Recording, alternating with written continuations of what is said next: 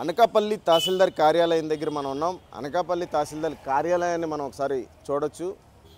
కార్యాలయం మొత్తం ఒక పెద్ద బిల్డింగ్లా కనబడుతుందని అనుకుంటున్నారా? కాదు, బిల్డింగ్ కాదు ఇది. ఇది పాడుబడిపోయిన ఒక పాత భవనం, అంటే బ్రిటిష్ కాలం నాటి భవనం ఇది. ఈ బ్రిటిష్ కాలం నాటి భవనం నుంచే కూడా ఇక్కడ విధులు నిర్వహిస్తున్న పరిస్థితి మనకు కనిపిస్తుంది. మనం లోపలికి వెళ్దాం. అసలు లోపల ఏ విధంగా ఉంది, అసలు తహసీల్దార్ కార్యాలయం లోపల ఏ విధంగా ఉన్నది అన్నది మీకు చూపించే ప్రయత్నం చేస్తుంది జిఎంకే టీవీ. మీరు లోపలికి రావచ్చు,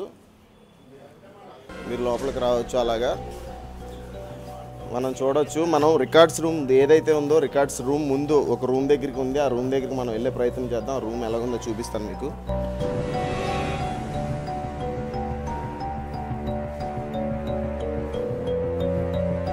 రైట్, మనం రికార్డ్స్ ఎక్కడైతే రాస్తారో ఆ రూమ్ దగ్గరికి మనం వచ్చాం.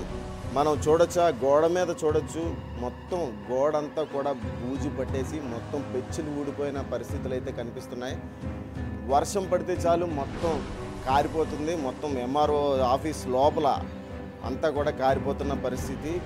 అక్కడ మనం ఇంకా ముందుకెళ్తే ఆ ముందున కూడా మనం చూడొచ్చు. ఇక్కడ మొత్తం చూసారా, ఆ చెట్టుకి సంబంధించి ఓడలు లోపల నుంచి బయట నుంచి లోపలికి వచ్చేసి ఉన్న పరిస్థితి కనిపిస్తుంది. అంటే గోడలు కూడా చాలా అంటే చాలా ఈ డ్యామేజ్ అయిపోయి ఉన్నాయి. ఎప్పుడు ఏం జరుగుతుందో తెలియని పరిస్థితి.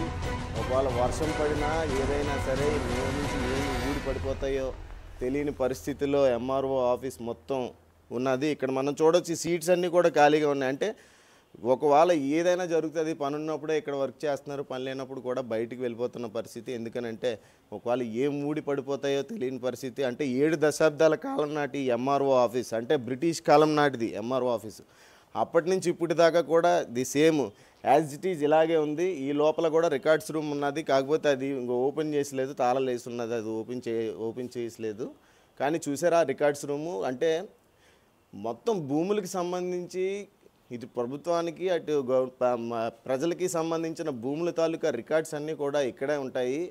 అడంగల్స్ కావాలన్నా ఏం కావాలన్నా సరే ఇక్కడి నుంచే తీసుకోవాల్సిన పరిస్థితి. మనం ప్రజలు ఎవరైతే ఉన్నారో ఇక్కడి నుంచే తీసుకోవాల్సిన పరిస్థితి ఉంటుంది. అలాంటిది ఒకసారి 1977లో ఒకసారి వరదల్లోని, 1990లో ఒకసారి వరదల్లోని, 2 వరదల్లోని కూడా రికార్డ్స్ పోయిన పరిస్థితి, వరదల్లో కొట్టుకుపోయిన పరిస్థితి.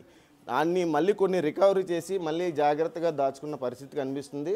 కానీ ఇప్పుడు చూస్తే ఈ బిల్డింగ్ మళ్ళీ అదే ప్రాబ్లం వచ్చింది. మొన్న తుఫాన్ ప్రభావంతో అయితే మీద నుంచి మొత్తం కారిపోయిన ఎంఆర్ఓ ఆఫీస్లో వాటర్ కారిపోయిన పరిస్థితి కనిపిస్తుంది.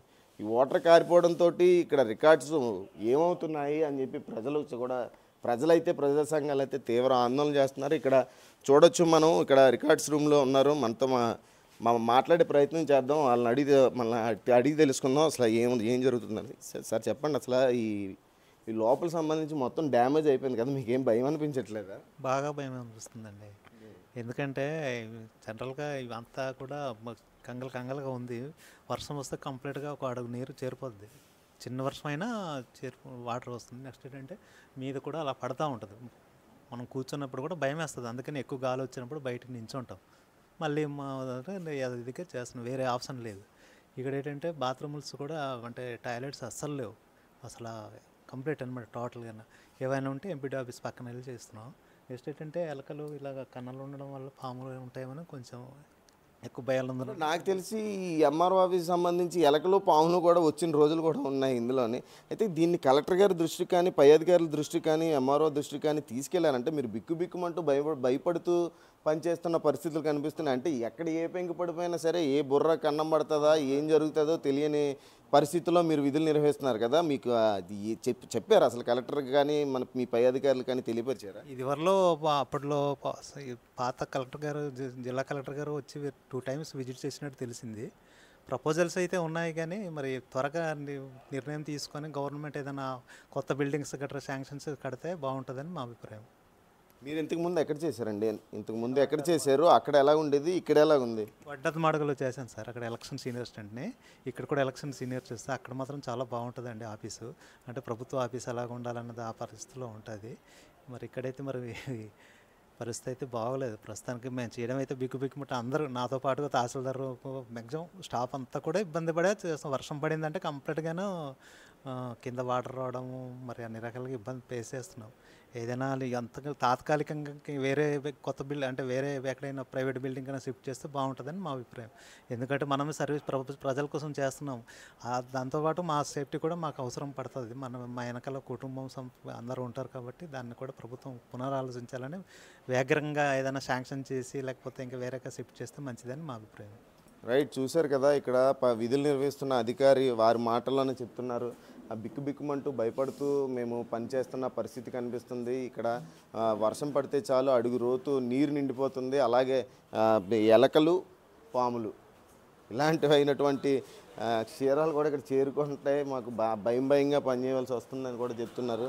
ఇక్కడ డీటీ గారు కూడా ఉన్నారు, ఆయన అడుగుదాం మనం, ఆయన్ని కూడా అడిగి తెలుసుకుందాం. సార్ నమస్తే అండి. సార్ ఏంటి సార్ అసలు ఆ బిల్డింగ్ ఈ విధంగా ఉంది, కలెక్టర్ గారి దృష్టికి తీసుకెళ్లారా, అసలు ఏంటి?